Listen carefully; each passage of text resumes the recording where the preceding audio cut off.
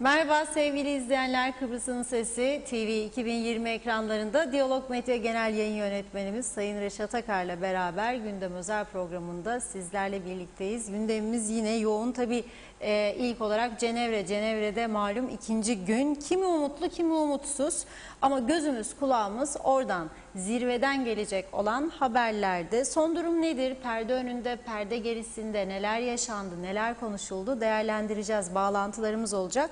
Yurda dönecek olursak bugün gündemde tabii Maliye Bakanlığı'nın yapmış olduğu çok önemli bir açıklama var. Maliye Bakanı Dursun Oğuz, Türkiye'den kaynak aktarımı başlamazsa memura bu ay maaş yok dedi.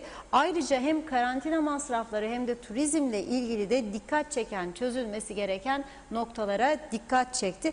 Bu arada Bakanlar Kurulu ve Bulaşıcı Hastalıklar Üst Kurulu'na da dava açıldı. Açılan davaların gerisi gelecek mi göreceğiz açıkçası.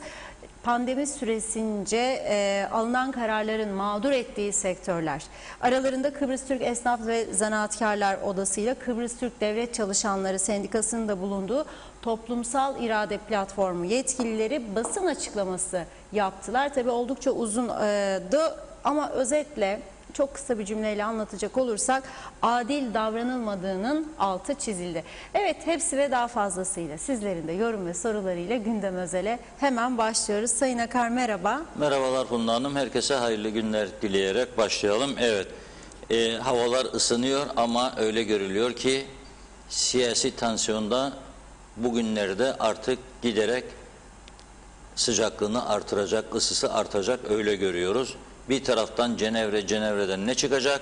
Bir taraftan Kıbrıs'taki ekonomik ve mali kriz ne olacak? Ekonomiden sorumlu bakan Sayın Erhan Arıklı dün canlı telefon bağlantısında ne demişti hatırlayalım. Benim ne işim var Cenevre'de? Bir otel odasına bizi kapatacaklar ve orada oturacağız. Zaman zaman gelip birisi bize bilgi verecek. Bunun dışında yapacak hiçbir görev yok. O yüzden ben gitmedim. Kıbrıs'ta yapacak çok işimiz var demişti. Bu arada İstanbul, bugün de Ankara Cumhurbaşkanı Yardımcısı Sayın Fuat Oktay'la görüşmesi var. Şimdi o Cenevre'de ne yapacağız diyerek gitmedi ama tabii dün de söylemiştim partisinden bir temsilci gönderdi. Şimdi bugün bakıyorum Cenevre'den neler oluyor? Dün mü bugüne bir bakalım. Can kulağıyla dinleyelim. Ve kafamızdan geçirelim neler oluyor ve niçin bunlar oluyor. Kendi kendimize yorumumuzu yapalım. Ben sosyal medyada öyle bazıları der aklıma gelen deli sorular. Ne deli soru gelsin aklına? Doğrusunu düşün, deliliğe ne gerek var? Aklına gelen doğruları düşün. Bir de orada senin aklına deli soru geldiyse onu paylaşıp da başkalarına kafasını delirtme be arkadaş. Onu da sevmiyorum ama kendi kendimize arkadaş sohbetinde, aile sohbetinde konuşalım ve bir orta yol bulmaya çalışalım. Çünkü gerçekten çok karmaşık bir ortama sürükleniyoruz ve bu hiç iyi değildir. Çok karmaşık bir ortama sürükleniyoruz, hiç iyi değildir. Şimdi bakalım dün mü bugün Cenevre'de ne oldu? Cumhurbaşkanı Sayın Ersin Tatar da güzel bir reklam yapıyor kendisine. Anastasiadis ve Guterres'le görüşmesinde tabii maskeleri var. O maskeli fotoğrafını bizzat kendisi paylaştı. Ben orada gördüm ilk. Sonra da birçok insan, onu sevenler, arkadaşları, dostları, UBP'liler o fotoğrafı paylaştı. Fotoğrafın üzerinde ne var? Yüzünü ön plana çıkardı Sayın Ersin Tatar. O fotoğraf vardır, arkadaşlara göndermiştim. Bakınız. Bunu kendisi paylaştı bizzat. Kuzey Kıbrıs Türk Cumhuriyeti bayrağı var. Ve bu maskeyi, yani bayraklı maskeyi orada Guterres'in ve Anastasiadis'in yanında bulunduğu ortamda giydi, taktı maskesini ve bunu önemli bir kazanım veyahut da nereden nereye geldik mesajıyla değerlendirdi. Tabii o maske orada, o üzerinde KKTC bayraklı maskeye Anastasiadis neden itiraz etmedi de orada durdu? Bunu Rumlar kendisine sorabilir. Ama biz de soralım. Neden acaba? Veya Bazıları beğenmese söyleyeyim, acep derler Kıbrıslar. Neden acep? İtiraz etmeler. Siyasette aynen şöyle düşünelim. Adam kuvvetlidir, güçlüdür. Karşısındaki rakibi birçok konuda ondan daha zayıf ve yetersizdir. Dolayısıyla ben niye şov yapayım? Niye başkalarının sözüne göre gideyim? Çıksın mindere, boyumuzu orada görelim der mesela. Şimdi Kuzey Kıbrıs Türk Cumhuriyeti keşkeciğim o maske, bayraklı maske, evet güzel bir şey yapsın, hiç itirazım yok. İki eşit kurucu ortak olacak zaten. Yani biz devlet diyoruz ya, iki eşit kurucu ortak olacak. Zaten Kuzey Kıbrıs Türk Cumhuriyeti Meclisi'nde de iki bölgeli, iki toplumlu siyasi eşitliğe dayalı federal çözüm kararı vardır ve o karar bozulmuş değildir ve meclis o kararı bozmadığı sürece bunun dışında bir şey olamaz. Onu da biliyoruz.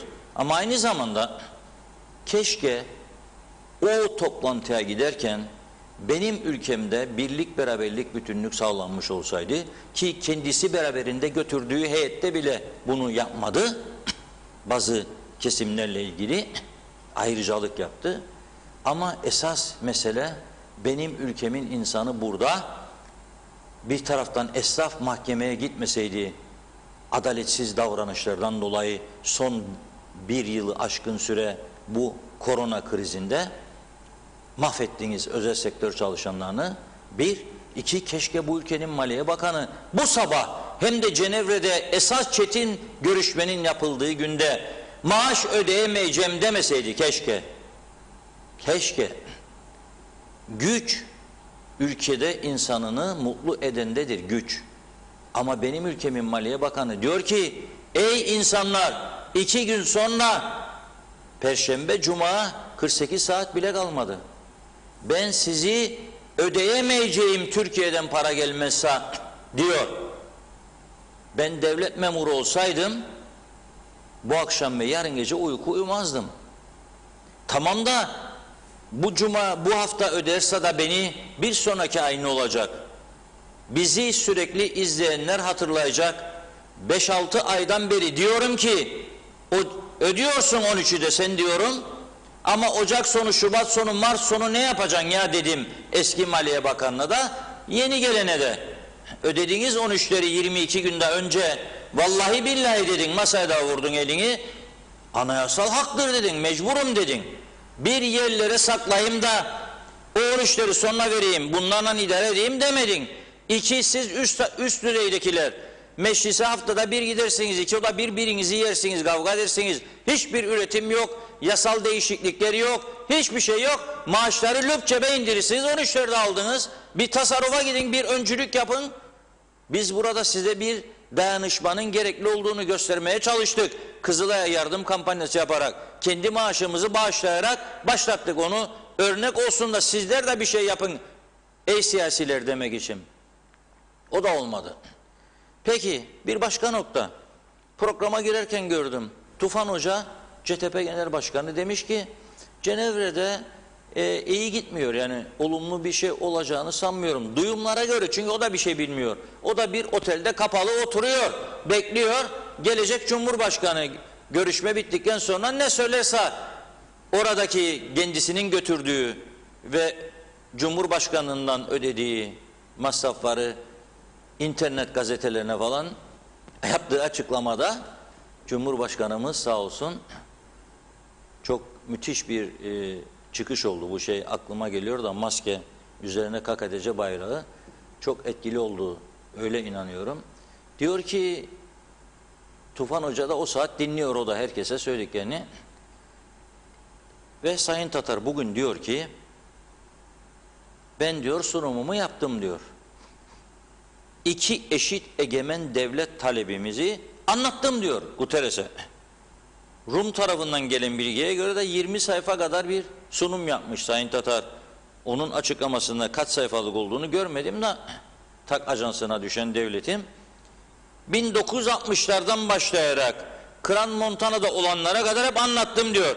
AB'nin Kıbrıs Türklerine yaptığı haksızlıklar falan filan filan filan, bunları zaten biliyor Guterres. Guterres bunları binlerce defa duydu, dinledi, biliyor. Ama iki eşit egemen devlet talep ettik diyor. Burada Kıbrıs'tayken söylediklerimi söyledim diyor. Türkiye Dışişleri Bakanı Sayın Çavuşoğlu da bana destek verdi. Ben de ona teşekkür ediyorum dedi. Tekrar ediyorum, burada iki eşit egemen devlet diyor. İki eşit kurucu devlet olarak algılıyor bunu Guterres büyük bir ihtimalle ve Rum tarafı. Onun için kıyamet koparmıyorlar. Hatta Rum lideri Anastasiadis diyor ki çok faydalı ve gayet iyi diyor. Benim görüşmelerim diyor Guterres'te. Çok faydalı ve gayet iyi diyor. Biz diyor yalnız Kıbrıslıların değil, Kıbrıslıların refahına değil, bölgedeki güvenlik ve istikrara da katkıda bulunacak olan çözümün ertesi günü üzerinde duruyoruz diyor. Dikkat edin. Anastasiadis bir çözüm olacağına inandığı için herhalde ki bu cümleyi kullanıyor. Çözümün ilk gününün, ertesi günün ne olacağı üzerinde duruyoruz diyor. Onu da Crans-Montana'da Sayın Akıncı ile görüştükten sonra şimdiki Dışişleri Bakanı Christodoulidis açıklamıştı. Saat 365 gün ajandamda dedi. Bizim ajandamızda, yani Rum ajandasında 365 gün ne yapılacağı gayetlidir dedi. Damarına basmışlardı. Mecbur oldu. Hiç olmasa ilk günü söylesin. Sabah 07.30 dedi. Tüm limanlar ve gümrüklerde denetim ve kontrol federal devletin yetkisine geçecek. Yani Gazi Mausa, Ercan, Girne'de federal devletin kontrolünde olacak. Gazi Mausa Limanı 2003 yılında Avrupa Birliği'nin yaptırdığı inceleme ve keşif sonrasında Avrupa'dan gelen uzmanlara en az 3 yıl süreyle kapatılması ve 300 milyon euroya yakın bir masrafla AB standartlarına getirilmesi öngörülüyordu. Onu söyledikten sonra Girne'yi anlatmayayım yani. Girne Limanı hiç girmez hiçbir şeye. Ercan daha ikinci pisti yok. Büyük uçaklar inemez. Emergency bir durum olduğunda güvenlik açısından umut vermiyor. Büyük uçaklar hiç gelemiyor. Ercan'ın da herhalde AB standartlarına getirilmesi diye bir durum karşımıza çıkacak. Eğer ertesi günü dediği gibi o gün başlarsa Anastasiadis'in, başka sürprizler de olabilir, onu bilemem. Ama burada benim vurgulamak istediğim, ey Tufan Hoca, sana giderken buradan dedi ki ben iki eşit egemen devleti görüşmeye gidiyorum. O zaman sen niye bindin uçağa da gittin? Niye bindin? Ne yapabilirdin ki? Müdahale edemeyeceğine göre kendisine. Hayır biz geldik burada, sen bunu değil federasyon falan filan işte gayıtlar, meclis kararları şu bu olmayacağına göre gittin oradan, şimdi bana oradan mesaj verin. Diyorsun ki işte olumlu bir şey görünmüyor yani şimdi ufukta. Ne beklerdin yani sürpriz olarak, ne beklerdin çıksın? Yani Ersin Tatar bunun dışında bir konuşma yapmasını mı beklerdin? Hayır. Ama başka şeyler çıkabilir. Müzakerelerin başlaması yönünde bir kararın çıkmasını ben de bekliyorum. Tekrar ediyorum, çünkü Rum tarafı, Birleşmiş Milletler ve Avrupa Birliği iki eşit egemen devlet dediğimiz bizim o sözcüğümüzü iki kurucu devlet olarak değerlendiriyorlar ve bırakın Türk tarafı istediğini söylesin, neticede olacak olan iki kurucu devlet olacak. Onlar bunu ondan sonra two federal states olarak yorumlayacaklar, iki eyalet anlamında. Ve ne isterdim ben? Mesela 35 kişiyi doldur uçağa götür, Maliye Bakanı ver orada milyonu, Maliye Bakanı da burada desin maaşları ödeyecek param yok. Ben bunun olmasını istemezdim. Siz ister miydiniz ey Kıbrıs Türkleri? Federasyonu destekleyenler, iki devletliliği destekleyenler, ilhakı destekleyenler, hangi görüşte olursan ol, soruyorum. Bu duruma düşmek ister miydiniz acaba? Böyle mi olmalıydı bizim ülkemizde devletimiz? 13 aydır bu olay vardır, bu pandemi ve 13 aydır kimse düşünmez miydi acaba? Her tarafı kapat da kapat, kapat da kapat ki kapattıranlar 3 gün önce sokaklardaydı, gittiler. Ne pandemi dinlediler, ne korona dinlediler, ne onu ne bunu, iç içe girdiler. Federasyon eylemi yaparken korona yok ama dükkanlar kapanırken mağaza korona var da kapattın, mahvettin insanları sen. Öyle mi? Esnaf Sanatkarlar Odası da çok geç kaldı. Too late der İngilizler. Çünkü o da bir sol federasyon falan filan güdümündeki bir örgüttür. Onlarda da siyaset vardır içinde. O günlerde o bağıranlar kapat kapat dediğinde niye ağzınızı açmadınız, yakacaksınız bizi diye soruyorum. Niye? İnsanları yaktılar. Senin üyelerinin çoğu mahvoldu be arkadaş. Esnaf sanatkarlar. Çoğu kepenk indirdi. Çoğu kredi borçları duruyor. Bugün yeminle söylüyorum bir muhasebeci bir bayan geldi. Evrak imzalatmaya. Çok üzgün olduğunu söyledi bana. Niye dedim? Her gün dedi 5-6 tane iyi müşterimizden telefon geliyor. Bizim hesapları kapadığında devam etmeyeceğiz çalışmaya diyor dedi. Hadi bunu duyunca insansın sen, insan yüreğidir bu. Üzülmez misiniz bunu duyduğunuzda? Onlar da çok üzülüyorum diyor. Her gün diyor. Telefon her çaldığında açarken korkmaya başladık diyor. Gene bir müşteri mi acaba? Evet, gene bir müşteri. İşler iyi gitmiyor, kapatmak zorunda kaldık. Hesabımızı kapatın. Kim bu insanların şimdi geçim parasını verecek? Maliye Bakanı sadece kamuda çalışanları düşünüyor. Düşünmeli mi? Evet, düşünecek tabii. Tabii de özelde çalışanlar var. 13 aydır düşünülmeyen, açlığa mahkum edilen. Neden? Neden böyle oldu? Neden bunu yaptık kendi kendimize? Düşünelim. Bir de psikolojik savaş var bu ülkede son günlerde. Dikkat edin. Fotoğraflar gelsin arkadaşlar. Bakın insanlar sosyal medyada her gün bir farklı portre görmeye başladık. Profil resimleri, bir gün federasyoncular, United Cyprus, bir gün iki eşit halk, iki eşit egemen devlet. Bak, Cumhurbaşkanı da beraber götürdüğü Oğuzhan Hasipoğlu'nun paylaştığıdır bu. Heyette, UVP milletvekili, dön. Bu da iki eşit egemen devlet, dön. United Cyprus diyor, bu da Federal Cyprus. Bu farklı, o iki eşit, bu United Federal Cyprus, bu da Kıbrıs'ı Türk, o da Kıbrıs'ı Türk. Devam et. Bu da bağımsızlığına sahip çık, Akıncı. Bir tane daha var, devam et. Ankara'dan birileri Sayın Akıncı'ya ağır laflar söyleyince bir de şimdi profil resimleri buna döndü. Düşünebilir misiniz siz içinde bulunduğumuz psikolojik durumun ne olduğunu? Düşünebilir misiniz? Hangi insan bu psikolojik ortamda geleceğiyle ilgili doğru dürüst karar verebilir? Yazıyorum. 1. Siyaset karmakarışık. Kime güveneceğimizi şaşırdık. Anlatıyorum. Hiçbir şey olmayacağını bile bile binip uçağa muhalefetle gidiyor. Ondan sonra ne yapalım, geldik dinleyelim, hiç gitmemezlik olmaz. Neyi dinleyeceksin? Seni görüşmeye sokmuyorlar. Sen uzakta kapalı bir otel odasında.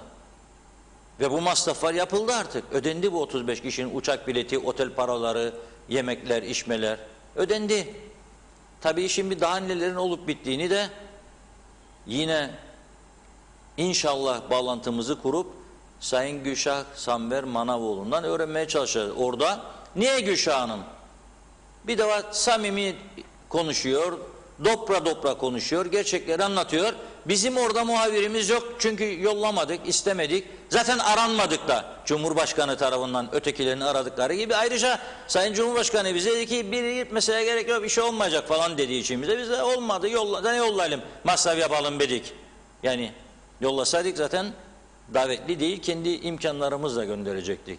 Bir şey olacaksaydı eğer. Ama en üst düzeyden bir şey beklenti olmadığı için göndermedik. Ne gidip orada bir otel odasına kapanacak, biz buradan masraf yapacağız. Olmadı. Onun için Gülşah Hanım bize hiç olmazsa oradaki havayı aktarıyor. Kendisine teşekkür ediyoruz. Bugün de edeceğiz. Arkadaşlarımız şu anda onu deniyorlar. Bağlayacaklar bize. Son olan biteni aktaracağız sizlere. Ama söylüyorum, bir siyasi açıdan psikolojik depresyon yaşıyoruz. Bağımsızlık mı? Federal devlet mi? Efendime söyleyeyim iki eşit, iki egemen kurucu falan filan devlet mi? Efendime söyleyeyim Akıncı mı? Tatar mı? Yaşasın Kuzey Kıbrıs Türk Cumhuriyeti mi? Yaşasın federasyon mu? Maaşlar ödenecek mi? Aman Allah'ım ne olacak? Emekliler dün akşama kadar heyecandan titriyordu. Maaş alacak, almayacak. Herkesin bir derdi var. Emekliler bugün çok şükür ödendi. Yarın kaldı bir gün. Memurlar ödenecek mi acaba? Bilemiyoruz. Maliye Bakanı diyor ki para gelmezse Ankara'dan ödenmeyecek diyor. Bizden bir grup Ankara'nın aleyhinde eylemler yapıyor. Ankara da bunu oradan görüyor.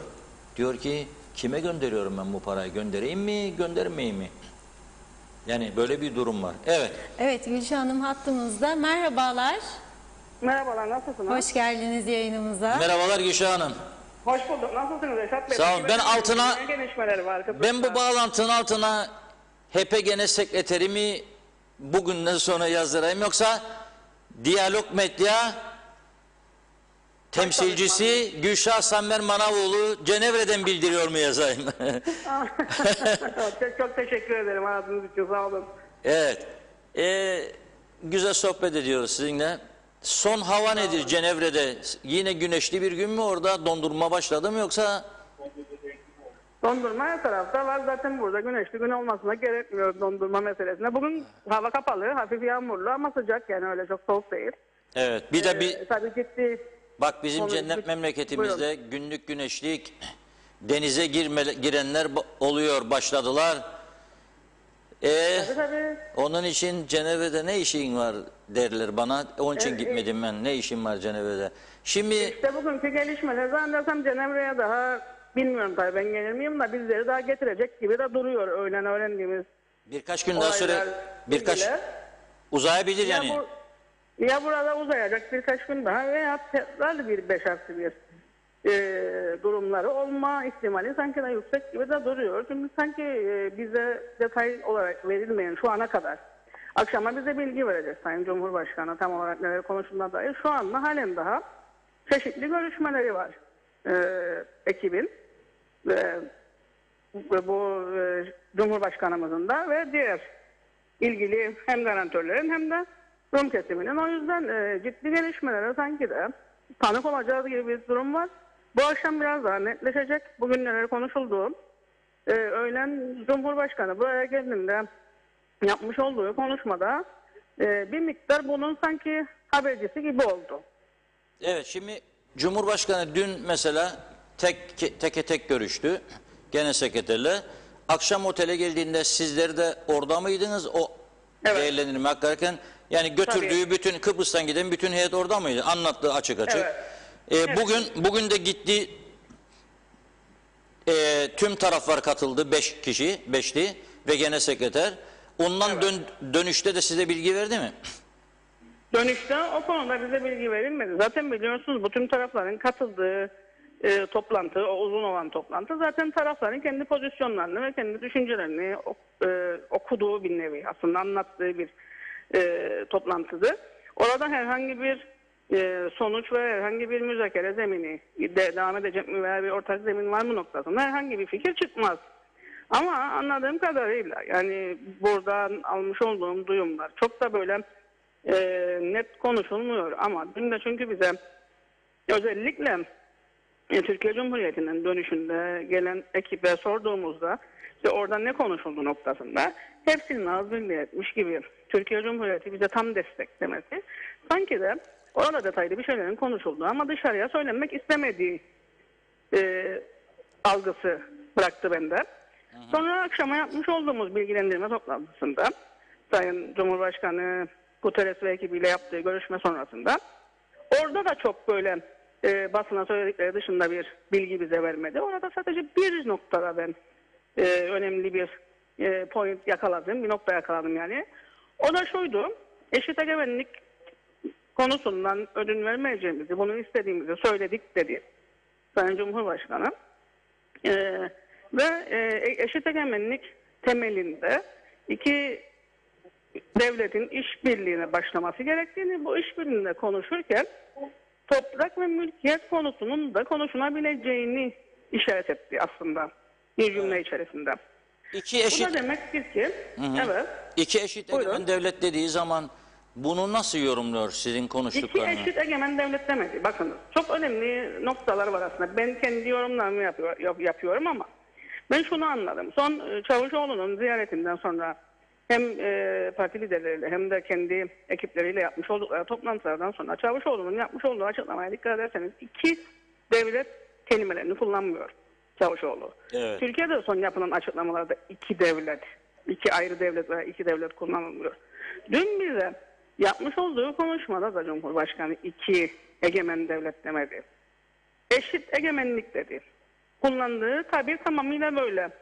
İki devleti tekrar üstüne basarak söylemedi. Ben buradan bazı sonuçlar çıkacağını, yani bazı başka adımlar atılacağını sezinledim yani. Evet, siyasi eşitlik diyorduk. Şimdi eşit siyasi diyor. Eşit egemenlik. Eşit egemenlik, evet. Eşit Başka egemenlik. kelimeler kullanılmıyor, evet. Eşit egemenlik, zaten eşit egemenlik, yani egemenlik hakkı tektir derdi Rumlar daima. Tek egemenlik, tek çözüm, tek egemenlik. Belki de 1960. Evet, 1960. 1960'da yazanın biz oradaki Türklerin egemenlik haklarını istiyoruz noktasında da bir işaret olabilir. Ama ciddi anlamda Türkiye Cumhuriyeti ile birlikte çalışılmış bir program olduğuna ben inanıyorum.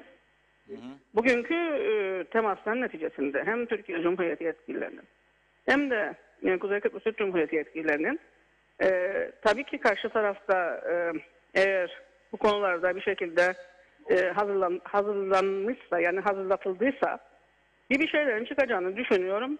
Çünkü özellikle İngiltere'nin bu çözüm konusunda ciddi bir mekik diplomasisi yaşatması, bizim daha önce yani sürekli olarak biliyorsunuz hem bizim siyasi partilerimizde hem de oranın siyasi partileri de artık bizim hükümetlerimizle temasa geçmişti İngiliz temsilciler ve bir İngiltere'nin de desteklediği bir açılıma gidilecek gibi de bir hava sezdim ben. Bir de kendimin düşündüğü başka bir şey söyleyeyim, hiç konuşulmayan aslında. Biliyorsunuz İngiltere Brexit sonrası ve işte Avrupa Birliği'nden çıktıktan sonra Türkiye Cumhuriyeti ile ciddi bir ticari anlaşma imzaladı. Evet. Bu da demektir ki Türkiye Cumhuriyeti'ne ciddi bir yakınlaşması var, bir çıkar ilişkisine girdiler. O yüzden birlikte hareket etme noktasında anlaşmış olabilirler.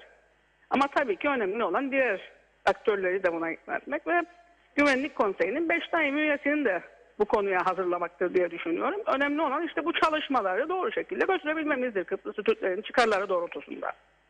Şimdi tabii hiçbir zaman hiçbir ülke hele böyle bir durumda pozisyonunu net olarak kamuoyuyla paylaşmaz. Tabii ki. Dünkü konuşmamızda Yunanistan'ın Atina Büyükelçisi'nin de orada olduğunu söylemiştiniz sanırım, değil mi? Yok, Türkiye'nin Atina Büyükelçisi. Türkiye'nin Türkiye'nin Atina Büyükelçisi'nin de orada olduğunu. Evet. Öyle mi? Peki Türkiye'nin Evet. Atina Büyükelçisi'nin orada olması 1959-60 Londra Zürih Anlaşması'nda da hep büyükelçiler işi götürüyordu. Türkiye'nin Evet. Atina Büyükelçisi, Yunanistan'ın da Ankara Büyükelçisi. Evet. Ve yine İngiltere devredeydi. İngiltere bu işi götürürken taraflara, ben bunu İngiliz gizli belgelerinde okudum. Biliyorsunuz 25 yıl sonra ilk 30 şimdi 25 yılda açıklanıyor gizli belgeler. Orada Atina Büyükelçisi'ne Türkiye'nin ve Ankara Büyükelçisi'ne Yunanistan'ın İngiliz yetkilisi şunu söylemiş: sakın bu anlaşmayı, uzlaşıları Kıbrıs'a duyurmayınız, yoksa papaz, yani Makarios ülkeyi ayağa kaldırır ve bu işi engeller. Tamam mı? Bu şimdi dolayısıyla benzeri bir senaryo uygulanıyor gibi görüyorum ben uzaktan. Öyle bir kokular alıyorum. İnşallah bu kokular iyiye götürür bizi, iyi olur sonucu ve üzülmeyiz. Kalıcı bir çözümü tabii inşallah. siz de istiyorsunuz, biz de istiyoruz ama bizi tuzağa düşürmeyecek, güvenlikten de mahrum etmeyecek bir anlaşma olması lazım. Türkiye'nin garanti ve güvenliğini yanımızda her zaman hissetmek istiyoruz. Çünkü geçmişte yaşadıklarımızdadır. Ama çözüm olsun mu? Evet olsun. Bizimle uzlasınlar. Bu arada bu iki eşit egemen devlet meselesinin de işte tahminlerde olduğu gibi bir durum ortaya çıkarabileceği de konuşuluyor. Yani farklı bir konfederasyon modeli, iki kurucu devlet, biri bir tarafta, biri bir tarafta. Federal devletin yetkileri sınırlanmış olacak ama işte herkes kendi toplumunu yönetecek.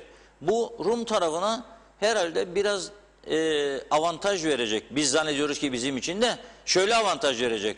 Rumlar 2004'te niye karşı çıkmıştı anlam plana? Kitapçık basıp dağıtmışlardı. Kilise de destekledi.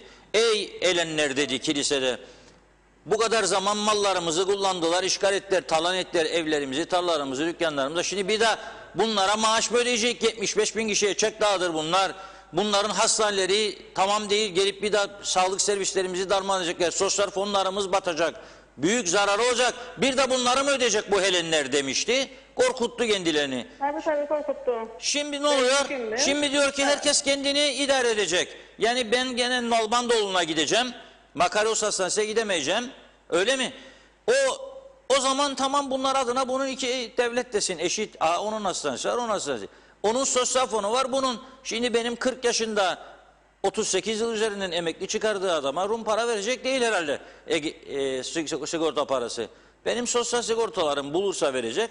Bulmazsa da ana göndermeye devam edecek herhalde. Böyle bir hava sezinliyorum. Ben bilmiyorum ne diyorsunuz. Yani ciddi bir değişik hava var. Reşat Bey, ben size katılıyorum. Burada işte bizim Kıbrıs Türk tarafına düşen ve Cumhurbaşkanı'na düşen en büyük görev aslında hiç duygusal davranmadan bu işi Kıbrıslı Türklerin çıkarlarını tehlikeye atmayacak şekilde ve güvenliğini tehlikeye atmayacak şekilde bir çözüm noktasında ileriye götürmektir. Ama dediğimiz gibi bir pozisyon yaratacaksa mesela Rum kesimine birileri istedi diye birileri de işte bunun oluşması için dediğiniz gibi İngiltere falan araya girdi ve böyle bir pozisyon yarattılar. Niçin yarattılar? İşte bu ülkedeki bu son dönemde yaşanan rahat ortam tekrar yaratılsın ve herhangi bir çatışma çıkacak noktasında bir tehlike olmasın. Onlar da kendi üstleri olsun, kendi anlaşmaları olsun. Burada götürebilsinler kendi çıkarlarını diye bir aracılık da varsa tehlikeleri, katılıyorum size. O yüzden bizim için önemli olan evet çözüm muhakkak bu ülkenin, bu adamın ihtiyacıdır. Ama Kıbrıslı Türkler çözüm olacak diye içerisine dahil edeceğimiz çözüm şeklinde hem güvenliğini hem de ileride diğer haklarını ve menfaatlerini kaybetmeden bu çözümün şekillenmesi ve garantilenmesi gerekir diye düşünüyorum ben de sizin gibi. Evet. O yüzden bizim Halkın Partisi olarak her zaman söylemlerimiz aynı doğrultudadır. Bu oluşumun ismini önceden koymak yerine bu kadar zamandır atlamış olduğumuz birlikte çalışma, birlikte bir şeyler yapma, birlikte bir şeyleri paylaşma noktasında ciddi başlangıçlar yapmamız gerektiği elzemdir. En azından herhangi bir konuda bir müzakere edebilecek zemin oluşmazsa diğer iki tarafında razı olduğu, razı olması gereken aslında birlikte bir şeyleri paylaşıp birlikte işbirliği yapma, turizmde işbirliği yapma, ekonomik alanlarda işbirliği yapma, doğalgazda işbirliği yapma noktasında olmalıdır. Gerekiyorsa da bazı işte toprak olsun, işte mülkiyet konularında olsun veya ikamet konularında olsun açılımlar yapılması gerekebilir Rum kesimine diye de düşünüyorum benden. O yüzden çok dikkatli olmamız gerekir. Aynı zamanda da Kıbrıslı Türkler olarak bir defa birlik beraberlik içerisinde bölünmeden bu konuya hem yorum yaparsak hem de destek olursak olması gereken şekilde çok daha iyi yerlerde oluruz diye düşünüyorum ben. Evet, çok doğru söylediğiniz gibi. Biz biraz sonra sizden sonra orada bizi Facebook üzerinden izleyebilirsiniz. Tamam. Türksat varsa otelinizde, Türksat'tan uydu televizyonda izlersiniz ama Türksat yoksa olmayacak. Yoktur, görmedim. Yani bizim kanalları alamıyoruz. Onun için test ettim, alamıyoruz. Bizi Facebook'tan bakıyorum YouTube ben, bir daha indirdiyseniz daha önce Diyalog TV buradaki diye. internet uçuyor, Reşat Bey. Yani en azından burada bu kadar uzun süre kalıyoruz ama internet uçtuğu için gerçekten çok daha rahat ortam. Değil mi? Uçuyor. Gerçekten çok farklı uçuyor yani. İnanamazsınız. Ben inanamadım yani. Demek ki işte çok hızlı değil mi? Farkı da bu oluyor işte. Zengin Tabii. ülke böyle bir şey olmaz. Çok hızlı değil mi internet? Çok hızlı. Çok hızlı gerçekten. İşte ben her zaman ne söylerim biliyor musunuz? Belediye başkanlarımızın tümünü eskiden derdim ki bir Cenevre'ye gitsinler, bir Zürih'e gitsinler, bir Viyana'ya gitsinler, görsünler falan filan derdim. Son zamanlarda derim bir taş ucuna gitsinler. Vallahi billahi taş ucu bizden çok daha güzel bir yer oldu. Köydü, ormanlık bir yer. Doğrudur. Bu bizim... Ama Türkiye'de de internet bu kadar hızlı değil. Onu da söyleyebilirim size. Tabii, burası çok başka türlü. Bir de bizim iletişimcilere daima böyle Gitsinler görsünler nasıldır orada internet hızı. Biz de Öyle. burada bir de okkayla para gider her ay.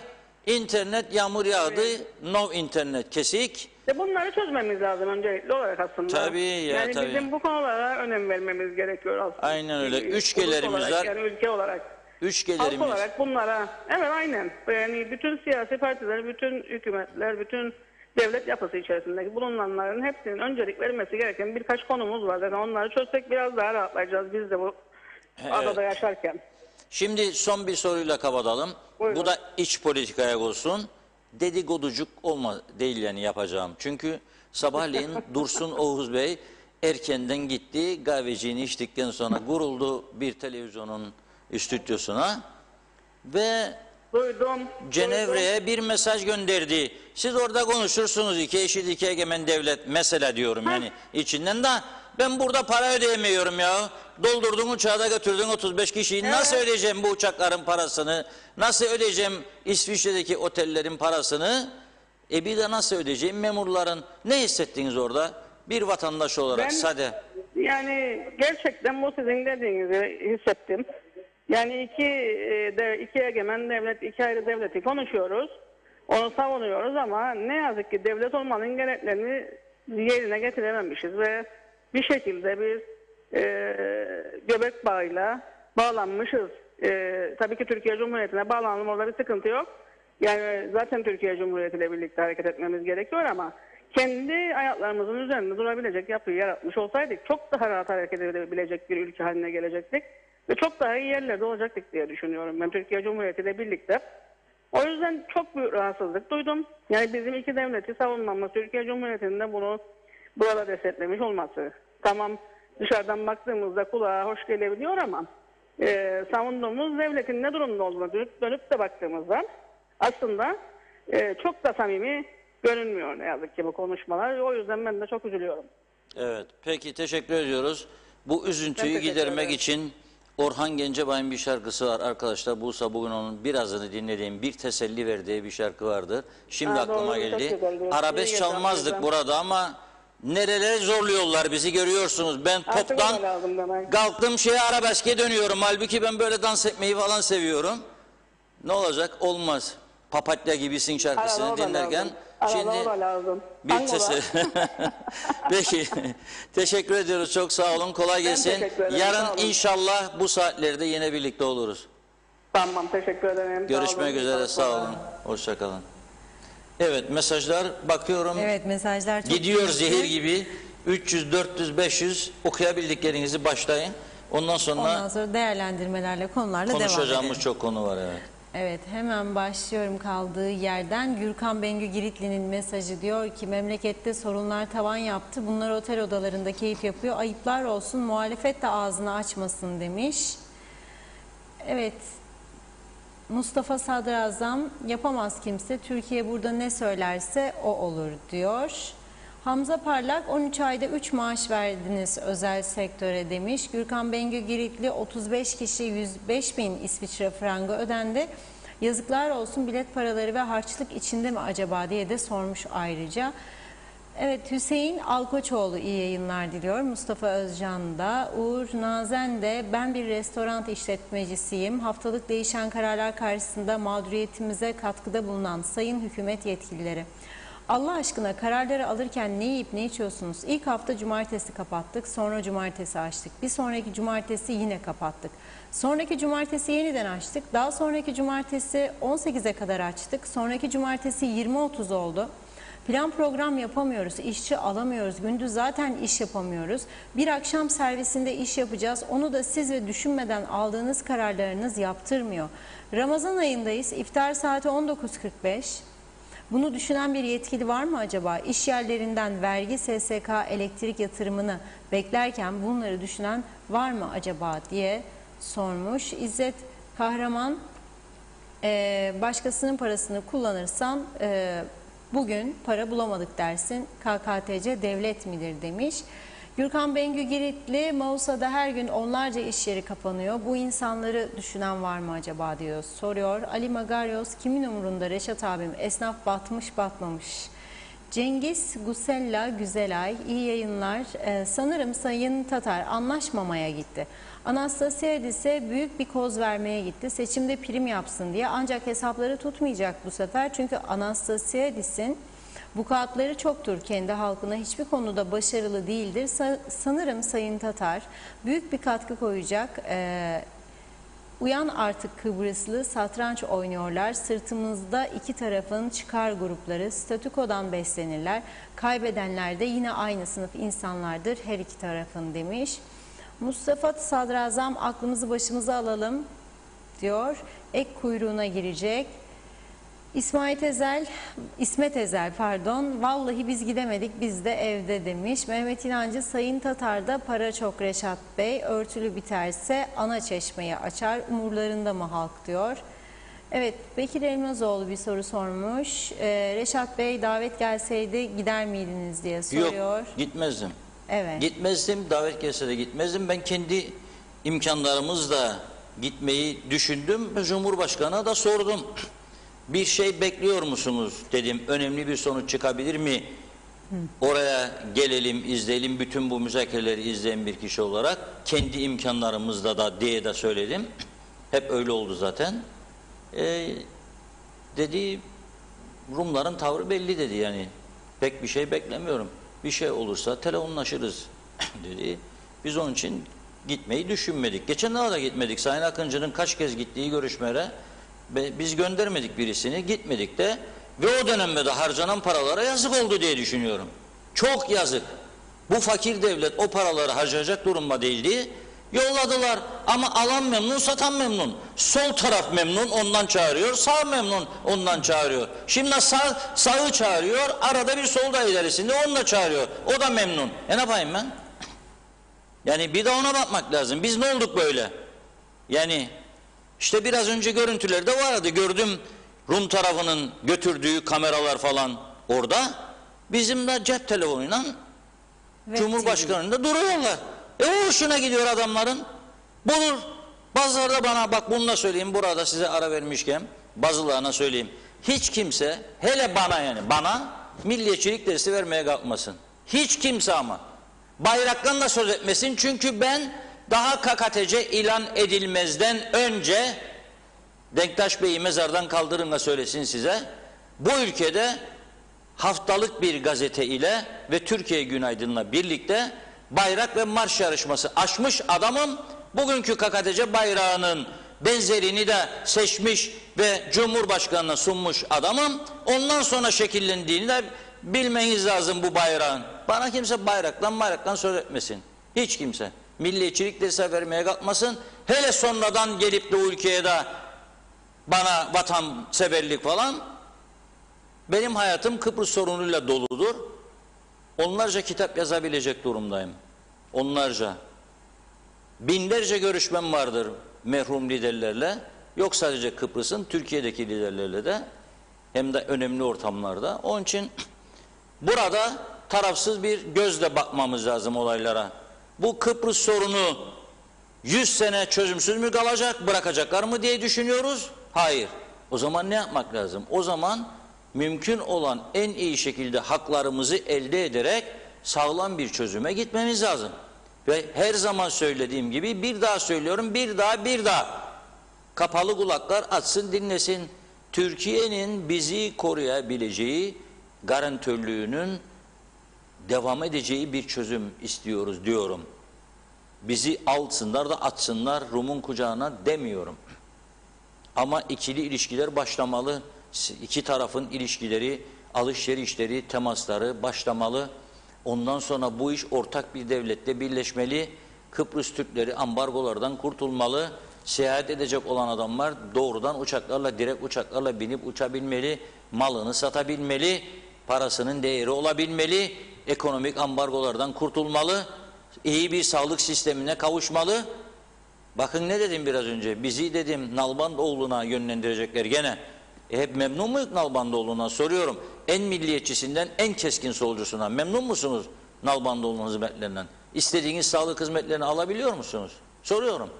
Veya diğer hastanelerden alabiliyor musunuz? Hele bakın son günlerde doktorlar grevdeymiş. İnsanlar gidiyor, can çekişiyor oraya. Grev vardır diyor. Niye durdurmuyorlar bu grevi? Kim durdurmuyor? Anastasiadis mi engelliyor durdurmalarını? O mu yaptırıyor grevi? Kim yapıyor o grevi? Bizim kendi insanımız yapıyor. Ve bizim kendi insanımız da izin veriyor. Böyle mi devam edeceğiz yani? Ha bu işin başka yönleri de var tabii. Yatırımcı getirdiğiniz insanları da dövdük bunun içinde. Madalyonun bir de o tarafı var. İşine geldi 2 kişi bağırdı Facebook'a sana diye kapak kapıları hepsini birden batır, iflas ettir. Biz herkese o kadar önem veriyoruz ki işleri düzene girsin diye. Mesela bugün gazetemizde Karpaz'dan gelen bir yazı var. Bir işletmeci bizde rica etti. Karpaz'a hiç olmazsa yerli turist çekmek istiyorlar. Karpaz'ın güzelliğini anlatıyor.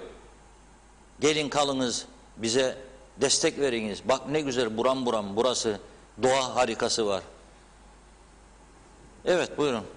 Evet, hemen devam edeyim kaldığım yerden. Sercan Öznisan'da 1500 liraları sormuş. Meryem Aydemirgil, hayırlı yayınlar, çok tatlısınız her zamanki gibi diyor. Nazime Nalbant, durumlar çok vahim. Bir de bugün herkes duydu, para yoktur. Ne yapacak bu insanlarımız? Zaten çok zordadır. Daha fazla zora girerse bu memleketimiz nasıl kalkınacak? Keşke o kadar insanda gerekmezdi Cenevre'ye masraf yapılsın. Halkı da biraz düşünselerdi demiş. Allah'ım daha fazla Kıbrıs'ın halkını üzmesin, çok üzgünüm diyor. Evet, İzzet Kahraman, Sayın Reşat Bey, İnşallah göndermez, biz de kurtuluruz dillerinden, Allah duysun sana, belki hiç göndermez demiş. Mehmet İnancı, ne yazık ki oldu da bitti maşallah diyemeyeceğiz. 6. hissim öyle diyor Reşat Bey. Zehra Sencer, her zamanki gibi harikasınız, hayırlı yayınlar dilemiş. Mehmet İnancı, popülizm işleri gösteriş olsun yeter diyor. Fatoş Öz, iyi yayınlar, umudum yok ama inşallah görüşmeler iyi geçer. Toplanıp gittiler, Cumhurbaşkanı bile yapamaz.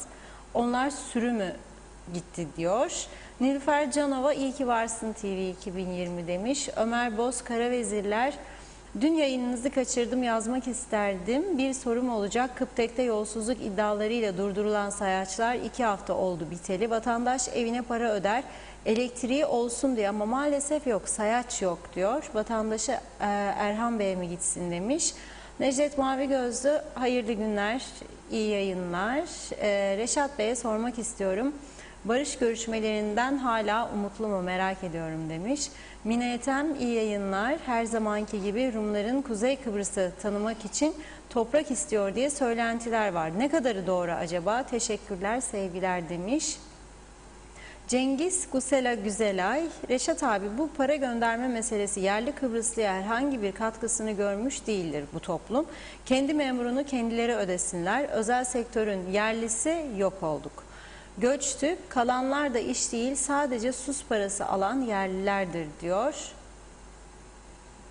Evet, İzzet Kahraman, Sayın Reşat Bey, peki biz dediğimizde Türkiye'ye papağansın dediğimizde neden UBP zihniyeti bize saldırdı demiş. Yusuf Umut Yetermiroğlu, tabii Covid-19 ile ilgili yazıyor. Covid-19 olarak alınan ve dünyayı esir kampına dönüştüren bir virüs salgını hiçbir zaman olmadı.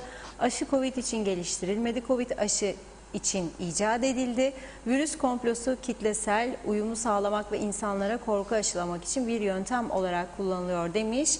Covid-19 yalanına arkasındaki küresel çete mensupları tespit edilip yargılanmalıdırlar. Nefes alma özgürlüğünden başladılar. Yan etkilerinden biri kısırlaştırma olan zehirli elleriyle çocuklarımızı aşılamaya kadar getirdiler. Bunun ucu nereye kadar gider hep beraber göreceğiz demiş. Ali Dayı, iyi yayınlar diliyor. Reşat Bey, doğru haber, doğru yayın, seviliyorsunuz yazmış. Hasan Çevik, ülkede bu çürümüş düzeni destekleyen, beğenen var mı? Çok merak ediyorum. Maaşını hak eden vekil ve bakan sayısı bir elin 5 parmağı kadar bile çıkmaz. Görüşmelerden hiçbir şey çıkmaz demiş. Canan Işık, Altın Işık, biz küçük esnaf kiralarımız birikti. Sterlin olarak ev kirası, elektrik, o keza eve nasıl ekmek götüreceğiz onu düşünmekten psikolojimiz bozuldu. Devlete çalışan tıkır tıkır maaşlarını alıyor. Bizleri kapattıysanız bizim de kitaplarımızı vermek zorundalardı. Biz küçük esnaf düşünen kim? İyi yayınlar demiş. Cengiz Kusela, iki tarafın halkı çözmeye kararlıdır bu sefer. Anastasiadis, Tatar'ın olumsuz davranışları da kurtaramayacak seçimde diyor. Mehmet İnancı, ortada harita yok oldu, kayboldu. Bari Birleşmiş Milletler'den bir harita alıp gelsinler. Olmazsa fotokopi çekip alsınlar, tavsiye ederim demiş Mehmet Bey. Hasan Nihat Erduran, bakıyorum uzunca bir mesaj yazmış. İki ekonomi eşit olmadan herhangi bir kalıcı çözüm olması mümkün değil. Kimse hayal görmesin derim. Bize uygulanan 57 yıllık ambargoları birileri tazmin edecek. Bunu kim nasıl yapacak ortada yok. Her şeyi petrogaz gelirlerine dayandırmakla bu tazmin çok uzun vadeye yayılır. Kabul edilmezdir. Kilit İngiltere olacak tahminim diyor. Birleşmiş Milletler 186 demode kararını İngiltere ve Türkiye kırabilir. Ancak bu da direkt ulaşımı açar. 57 yıllık insanlık suçu ambargoları hafifletilip kaldırılabilir. Ekonomiler eşitlenirse de çözüm görüşülebilir. Hayırlısı diyelim demiş. İzzet Kahraman'da Reşat Bey, Tatar size yalan söyler. Harita konusu da demiş. Engin Sedat Tözün, kusura bakmayın diyor.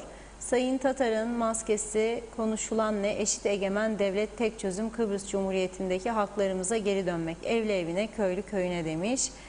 Bekir Elmazoğlu, yani herkes kendi tarafında yarattığı yanlışları temizleyecek diyeyim. Bunu mu demek istiyorsunuz? Çok mantıklı demiş. Hatice Yorgozlu, kapıların açılması hiç konuşulmadı mı? Özellikle lokmacı diyor. Cengiz Gusela, ben her iki tarafında insanlarıyla iç içe yaşıyorum. Çareyi yerli halk bulacak. Kaçarımız yoktur demiş. Hasan Nihat Erduran, Mersin 10 Türkiye adresiyle bile haklılığımızın ispatıdır. Birleşmiş Milletler'in geçimimize engel olma misyonu yoktur. 2004 andan sonrası vaatlerini Birleşmiş Milletler ve Avrupa Birliği tutmamıştır. Artık bu insanlık suçu bitmelidir. Önce geçim, sonra çözüm önem arz eder yazmış. Özcan Tekin selamlar diliyor. Aysin Öztürk iyi yayınlar diledi. Sema Akbernican, yine doğru haberleri diyalogtan dinledik. İyi yayınlar diyalog ve sevgili vekilim Gülşah Sanver Manavoğlu, yorumlamalar çok yerinde demiş. Özcan Tekin, yorumlarınıza candan teşekkürler diyor. Gazi İlker Türkol da iyi yayınlar diledi. Dinçer Gülsev, Gülşah Hanım çok doğru söyledi. Biz devlet izliyoruz ama maalesef devlet olmanın gereklerini yerine getiremedik. Bu acı bir gerçek. İyi yayınlar dilerim. Emeğinize sağlık yazmış. Mehmet Akın, Kuzey Kıbrıs Türk Cumhuriyeti yasaklar adası fakat yasaklara uyan yok diyor. Kemal Gözay iyi yayınlar diledi. Hüseyin Koltan iyi yayınlar diliyor. Kolay gelsin. Doğru haberin adresi Hürrem Dede'de. Evet, Fez Akkoyunlu, Denktaş gibi adamsınız Sayın Akar demiş. Nezihe Pekdoğan Gül, tebrikler Reşat Bey diyor. Hasan Nihat Erduran, kurucu mecliste Doktor Küçük kontenjanında yok muydunuz diye sormuş. Mehmet İnancı, bravo Sayın Reşat Akar. Kıbrıs'ta yaşarken tanık oldum. Kimse size milliyetçilik dersi veremez. Nokta yazmış. Evet, Ordulu Bahattin selamlar diyor. İçine düşülen her bir zorluğun binlerce çözümü vardır ancak bunun için önce insana yatırım yapmak gerekiyor. Kendini iyi ifade edebilen, özgüveni yüksek, sevildiğini ve onaylandığını bilen, doğru hayat disiplinine sahip olan nesiller yetiştirmek. Bunun adımı, o kadar çok şey var ki anlatılması gereken demiş. Çok yol var gidilmesi gereken. Ne yazık ki bunlar önümüzde dururken tek şey arabamızı her gördüğümüz şarampole yuvarlamak. Hepimize düşen şey çok basit aslında demiş. Mehmet Akın, kızma Reşat Bey diyor ama kızınca da çok yakışıklı oluyorsunuz demiş. Bana da iltifat etmiş. Teşekkürler Mehmet Bey. Hülya Tek, çok haklısınız. Bize milliyetçilik dersi vermesinler. Biz 50 yıldır bu adanın çilesini çekiyoruz demiş. Özkan Teksu, özel sektör nasıl geçinir öğrensin kamudakiler diyor. Hüseyin Koltan, Reşat Bey doğru söylüyorsunuz. Hastaneden randevu alamıyoruz. Doktorlar grevde oldukları için ve dolu olduğu için. Reşat Bey, Cenevre konferansı sonuçları inşallah 2004'teki referandum gibi olmaz. Çok teşekkür ederiz demiş. Bekir Güler, bu Cenevre'ye gidenler mecliste birbirlerine girerlerdi. Şimdi nasıl oldu da anlaşıyorlar? Orada en iyi yaptıkları şey yeme içme, gezme, tozma demiş. Mesut Baba Yiğit de iyi yayınlar diliyor. Hamza Parlak, Cenevre'ye gidenler orada kalsın gelmesin demiş. Son bir mesaj daha aktarıp ara vereyim. Vedat Allah Kerim de diyor ki hayırlı yayınlar. Ne yazık ki ülkemizin içinde bulunduğu çok ciddi sorunlar ortadayken birileri de tasvip etmediğimiz bir takım açıklamalarla insanları bölüp parçalıyor. Parçalamayı marifet sanıyor. Bu ülkenin her zamankinden daha çok birlik beraberliğe ihtiyacı vardır demiş. Burada büyük görev siyasilere düşer. Siyaset sevgi ve kardeşliğin diliyle konuşulursa sanırım daha güzel olur. Bölüp parçalama, ayrıştırma kimseye hizmet etmez. Saygılar demiş. Bunu da aktardık. Evet, burada bir nokta koyuyorum mesajlara. Reşat Bey buyurun. Evet, noktayı koyduk. Evet. Devam edelim. Çok mesajlar. Çok teşekkür ediyoruz. Yoksa götürüyordum ben programı. Evet. Sorulara da elimizden geldiğince cevap vereceğiz. Burada bu kritik dönemde, oldukça kritik bir süreçten geçiyoruz. Kabul etmek lazım. Düşünün siz, dünyanın her yerinde insanlar yarın kitaplar yazacaklar. Bu korona sürecini, Covid-19 neler yaşadım, neler başımıza geldi. Ben mümkün olduğunca Türkiye ve dünyanın diğer ülkelerinde olan gelişmeyi de izlemeye çalışıyorum. Bir defa takip etmeye çalışıyorum, görüyorum birçok ülkede ciddi sıkıntılar var. İflas eden çok sayıda firmalar var. Ama bizim küçücük ülkemizde biz bu Covid-19'u eğer akıllı bir şekilde yönetseydik krizi menfaatimize çevirebilirdik. Bakınız bugün oldu hala daha bir taraftan kapatmaları yaşarken, pazar günleri sokağa çıkma yasağı uygulanırken bir taraftan bakalım ülkemizin büyük kentlerine bakalım. Lefkoşa, Mausa, Girne, halkın en fazla ziyaret ettiği yerlere bakalım. Ne kadar temiz tutuyoruz, ne kadar ilaçlıyoruz. Hiç olmazsa ya bir dere boyundan yüzlerce insan geçiyor hafta sonu. En pahalı mağazalar, kiralar orada. Bir ilaç be kardeşim, yıkayın be bir defa olsun, 2 defa. Yok. Bir Kıbrıs'ta yaşayan bir Türk vatandaşı uzun zamandan sonra hani dedi kalabalık olmaz düşüncesiyle taktık maskeyi, limana gittik dedi, antik limana eşimle. Gitmez olaydım dedi. Moralim bozuldu. Çok kötü. O binalar dedi harabeye döndü, yıkılıyor. Bakan yok, gören yok. Kimdir sorumlusu dedi bana. Dedim ki 4 tane sorumlu var.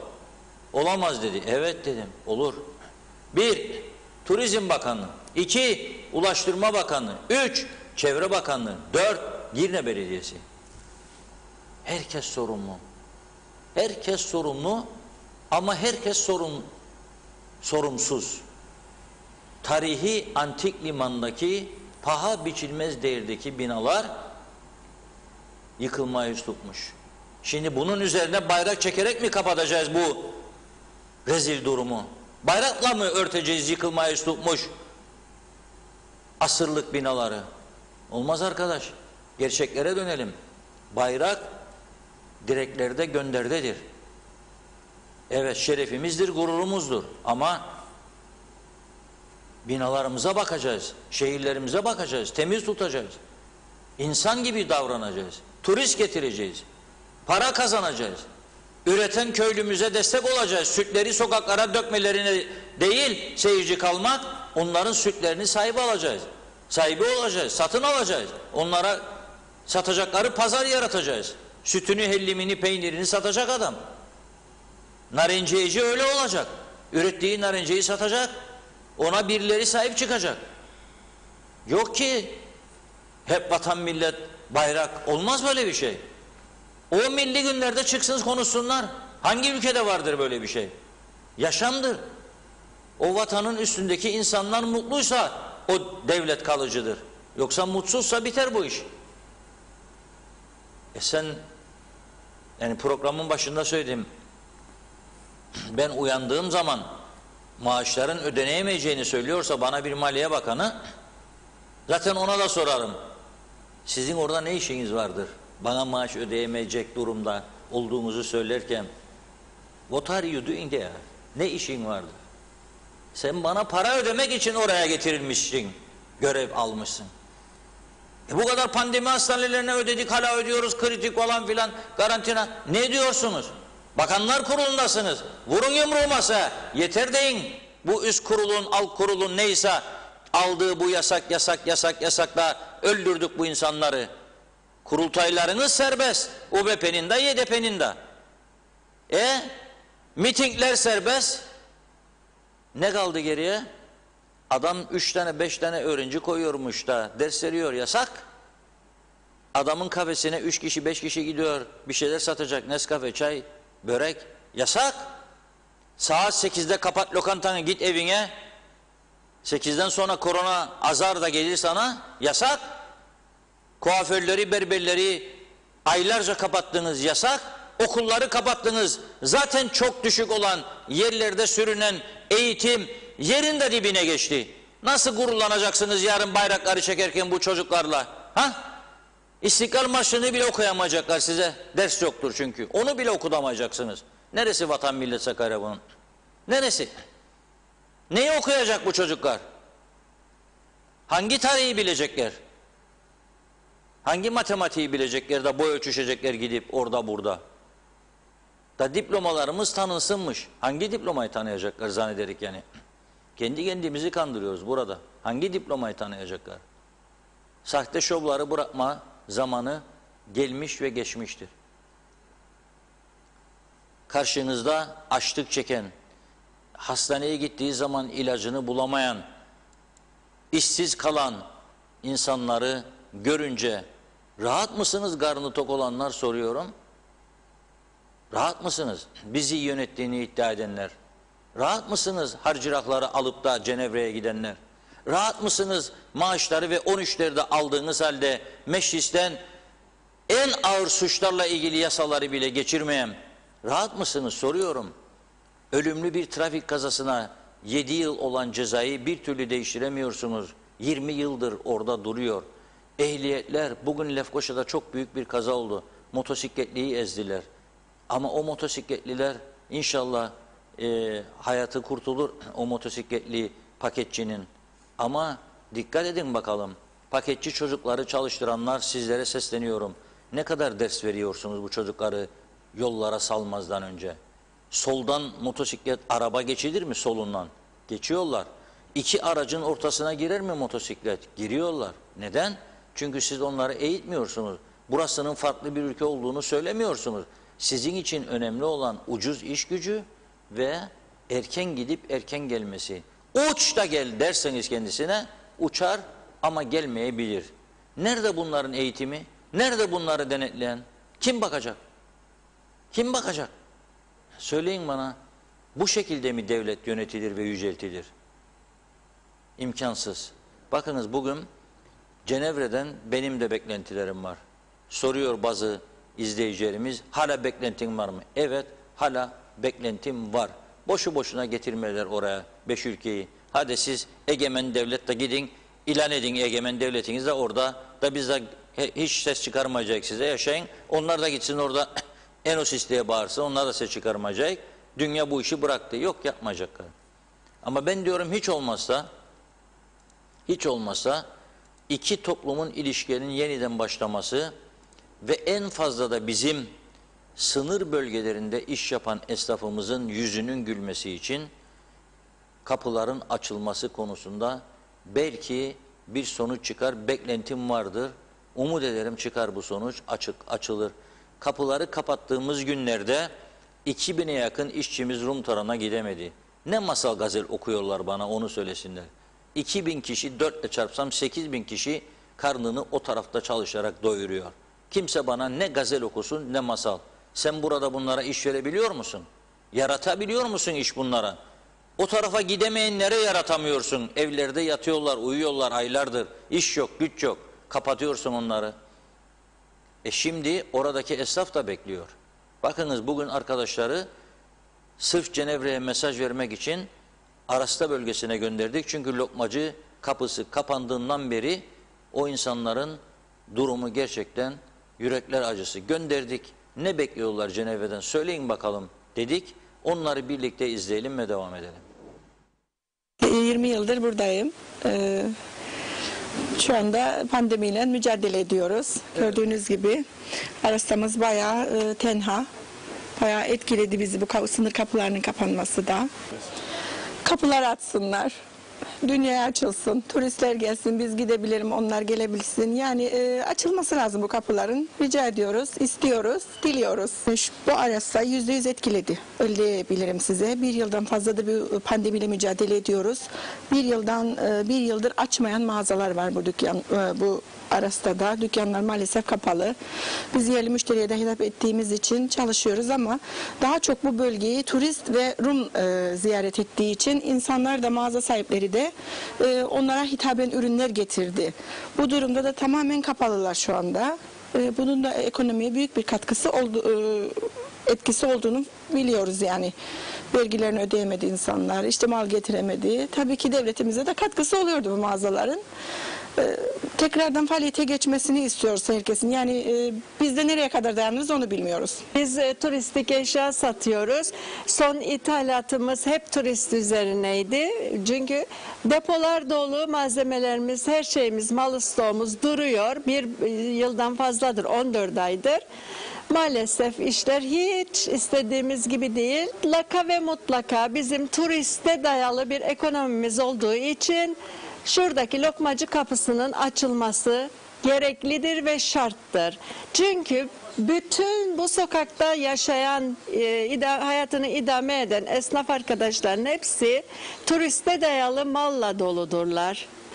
Çok güzel bir şehrimiz vardır. Fakat maalesef seftahsız dükkan kapatıp eve gidiyoruz.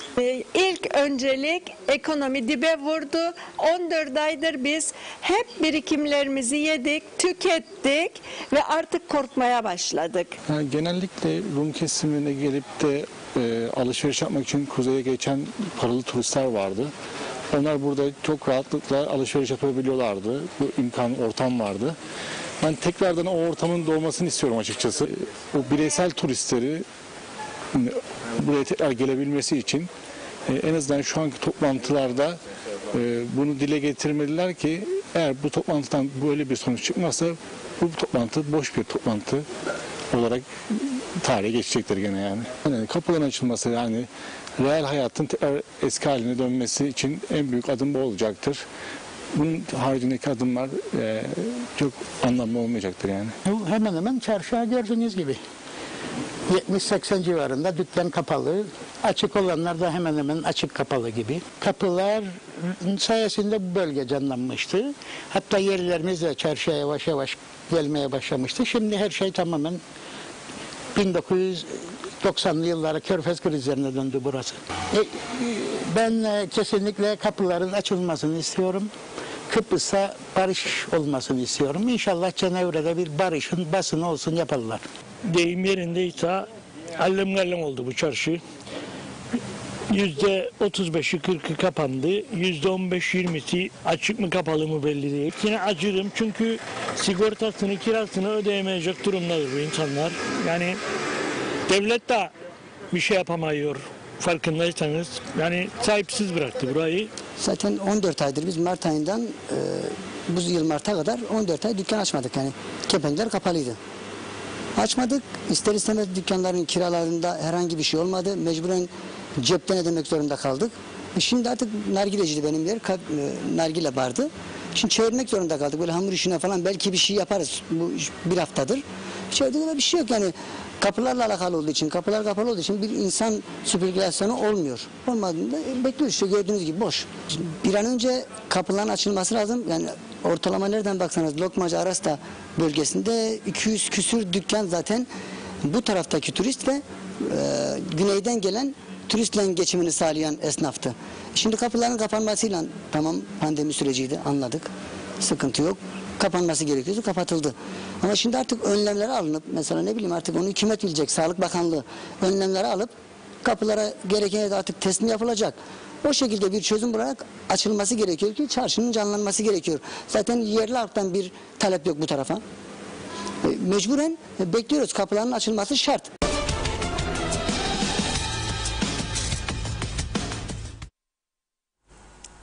Evet Reşat Bey, buyurun. Evet, izledik Arasta esnafının derdini dinledik. Genelde sadece Arasta değil tabii. Yenikent'tekilerle Koşay'ı konuşuyorsak, onlar da Metehan'dan geçenler. Yenikent'te Benim aldığım bilgiye göre mesela yol üstünde bir market kapatma hazırlığı yaptığını söylüyor. Diğer dükkanlar tamamen bomboş. Umutla ha bugün açılacak, yarın açılacak. Mausa'da surlar içi perişan. Girne'deki esnaf zaten bitmiş. Turist yok, hiçbir şey yok. Ve biz burada hala da kapanır mıyız, kapanmaz mıyız onu konuşuruz. Yok bilmem cezalandırmalar, daha fazla sıkı yönetim. Ta bir sonraki pazartesine kadar kararlar açıklanmıştı tabii biliyorsunuz. Saat 6 dedi mi dükkanını kapat evine git. Cumartesi. Lokantayı açacaksan aç. Hava sıcaklığı bugün meteoroloji diyor 35'e kadar çıkacakmış. İç mekanlar yasak, dışta oturt. Ama dışta da 35 derece güneşin altında o gidip de oturup yemek yiyecek olan birisi olabilir mi? Acaba yani bunu düşünmek gerekmez mi? Olabilir mi böyle bir şey? Ne anladı bu adam bu işten sen onu açtın? Yani iki müşteri gidecek alacak 200 TL'den 400 liraya nasıl dükkan çevirecek? Dükkan kirası, elektrik parası, su parası, belediye vergisi, işletme vergisi, malzeme parası, işçi parası nasıl çıkacak? Mümkün değil. Bunları da görmek ve ona göre düzen almak lazım. Tabii bugün işte esnaftan açılmışken söz, esnafın derdini aktarırken sizlere, bugün bir de mahkeme meselesi vardı. Esnaf Sanatkarlar Odası bir de gitti bugün dava edeceğiz dedi, hükümeti dedi. Ben program başına söyledim, kusura bakmasınlar. Davadan önce yapılması gerekenler vardı o kapatma dönemlerinde. Fakat bu tıp işteki arkadaşlar bağırdıkça birkaç tanesi yandık bittik, ölüyor kapanın yoksa çok felaketler olacak dedikleri günde sesler yükselmeliydi. Yapamazsınız bunu demeliydiniz. Yapamazsınız. Çünkü 15 tane, 12 tane, 8 tane vakayla yok olmazdı bir ülke. Yok olmazdı. Şimdi 70'lerdedir vaka sayısı. Ne oldu? Esas önemli olan biz aşılamayı yapabiliyor muyuz? Var mı elimizde aşı? Yok. Aşı da yok. Aşıya çare arayan yok. Ekonomiyi iyileştirmeye çalışan yok. Sonra da ayın 29'u bugün, 28'i 2 gün sonra eğer Türkiye'den para gelmezse maaş ödeyemeyeceğim diyor Maliye Bakanı. Enteresan bir durum bu iş. Ne diyeyim yani? Teselliye ihtiyaç var. Bir teselli ver demiştim. Hadi dinleyelim onu da devam edelim. Bir teselli ver, bir teselli ver, yarattın Mecnun'a, bir teselli ver, bana ne gerek, bana ne gerek, senin aşkından başka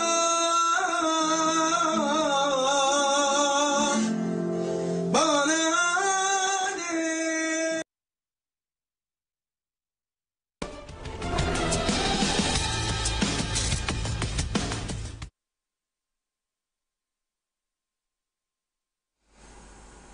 Ay bu amatör ses dedik telife girmesin ama özür dilerim doğum bekleyen bayanlardan 9. aya gelenlerden özür dilerim doğum hızlanabilir.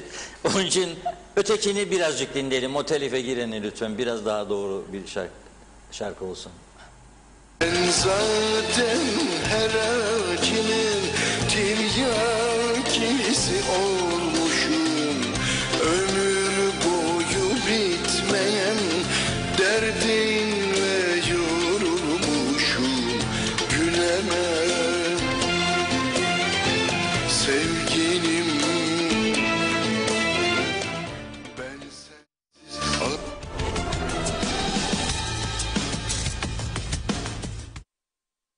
Evet, mesaj verildi. Evet, Net. Orhan Baba'dan dinlemek işte Evet. gene farklı oluyor.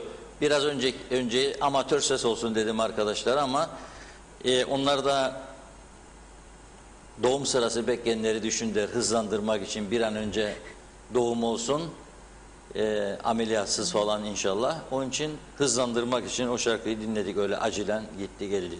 Şimdi Sağlık Bakanımız Sayın Ünal Üstel gerçekten bir şeyler yapmaya çalışıyor ve önemli açıklamaları vardı bugün. Bu sabah Çiğdem Hanım'ın programındaydı bizim ve önemli sayılan, önemli addettiğimiz konulara girdi ve en çok merak edilen bütün otel işletmecilerinin, lokantacıların, turistik eşya satıcılarının, esnafın, binlerce kişinin çok merak ettiği bayram meselesi.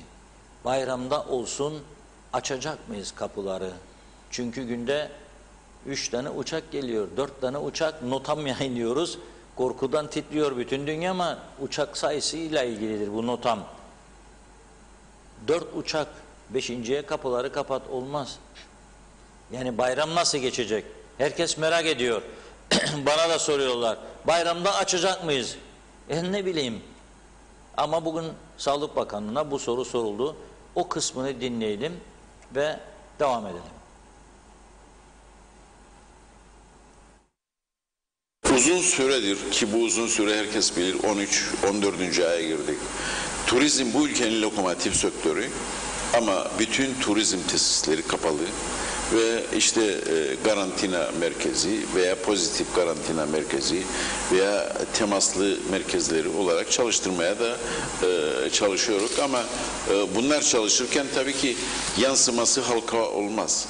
Dolayısıyla turizm denince ve gelen turistin yavaş yavaş dışarıda çıkıp çarşıya da bir canlılığın gelmesidir. Dolayısıyla uzun süre tesisler kapalı, çarşı kapalı, bir gerçek var ki esnaf perişan.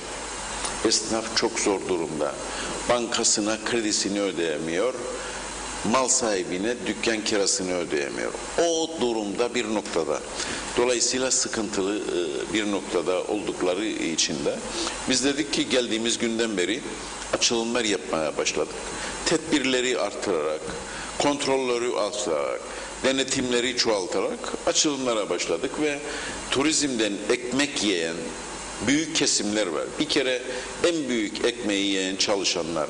Ama bu çalışanların yanında bakın tesisler kapalı olduğu için dün gördüğünüz gene fazla sütü iskelede dağıtıldı. Neden? Çünkü süt kurumu artık o kadar bir birikti ki işliyor ama tüketim merkezleri yok. Çünkü en büyük tüketim merkezleri turizm tesisleri ve eğitim merkezleri. Dolayısıyla bu tesisler kapalı olduğu için bu merkezlerde tüketilemiyor. İhraç istediğimiz noktada yapamıyorsun. Bir takım engeller vardı. İkincisi iç piyasada istediğin oranda da tüketemiyorsun. Çünkü insanımız da fakirleşti bu süreç içerisinde. Çünkü çark dönmüyor. Biz dedik ki bir yandan halkımızın sağlığı önemli. Ama halkımızın sağlığı yükseltirken çöken ekonomimizi de yavaş yavaş dengelememiz lazım. Dengede tutmamız lazım. O yüzden bu düşüncelerle ve özellikle tarımcımız ve özellikle yerli üretimcimiz ki bu süreç ne gösterdi? Yerli üretimin %75'i bu otellerimizde ve üniversitelerimizde tüketiliyordu. Bunu Sanayi Odası Başkanı söylüyor, Otelciler Birliği Başkanı söylüyor, değişik sektörlerin başkanları söylüyor ve bunlar verilerledir. Dolayısıyla yani iç üretimin ne kadar önemli olduğunu hep beraber gördük. Hayvancı hakeza, tarımcı hakeza.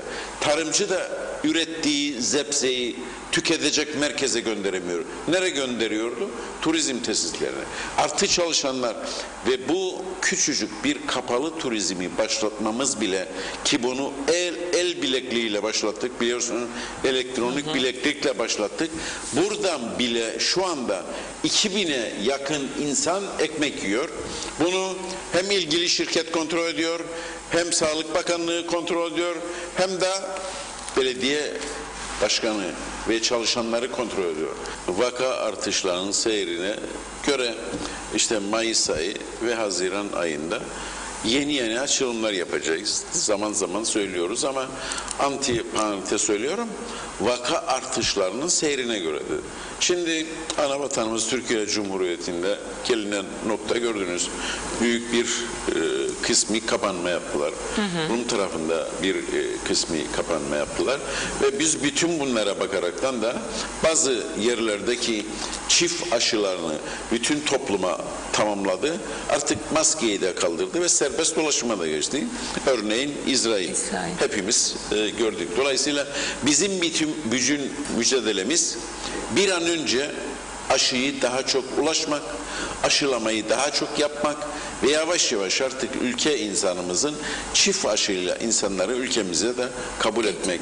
Yani işte bu 50 yaşın üzerini aşıladıktan sonra ve yeni bir aşı da geldikten sonra ve yavaş yavaş riskli sektörleri de aşıladıktan sonra artık bu Mayıs içerisinde mi olur, Haziran içerisinde mi olur? Önümüzdeki günlerde bu takvimlendirmeyi ben yapmayacağım. Sağlık Üst Bilim Kurulu oturup bu konuları tartışacak ve bir takvim ortaya koymak mecburiyetinde.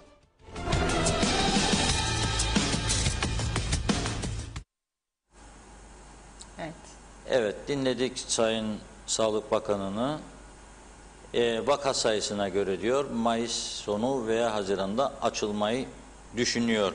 Tabii bu konuda bir tavsiyemiz olacak. Öyle bugün açıklama yapıp yarın açıyoruz dediğinizde böyle gelmez turistler. Önceden hazırlık yapmak lazım biraz ve başlatmak lazım yavaş yavaş.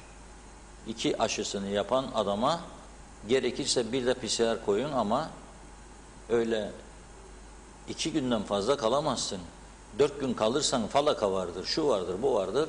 Bunu lütfen yapmayalım çünkü olmaz. Yani turizm olmazsa hayat olmaz, hiçbir şey olmaz. Bütün insanlarımız perişan durumda.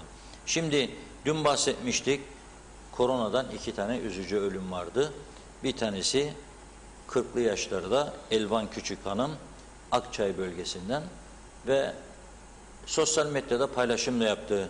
Köyün çalışkan muhtarı Uğur Dereli köylü. Gördüm bugün. Dedim ki böyle bir dakikacık olsun muhtarımıza bir kutlama yapalım.